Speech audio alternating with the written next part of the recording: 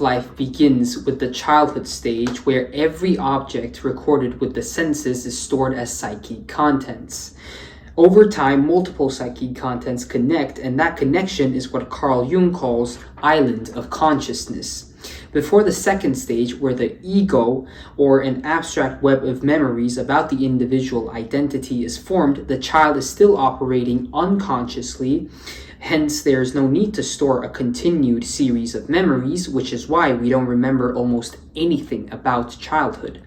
During puberty or adolescence, with the formation of the continuity of ego memories, the child now experiences inner tensions as he is now able to map out and compare good with bad, right with wrong. This applies to 3 different dimensions of knowledge: intelligence, morals, and aesthetic.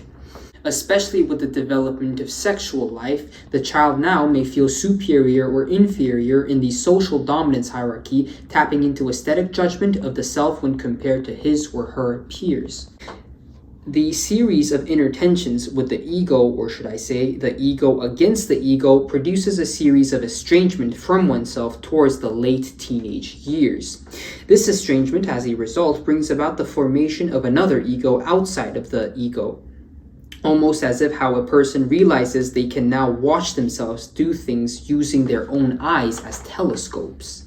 This formation of the second ego now allows one to view what they identified as themselves, or in actuality, what they think others identifies them as, objectively, hence finally ridding themselves of naivety.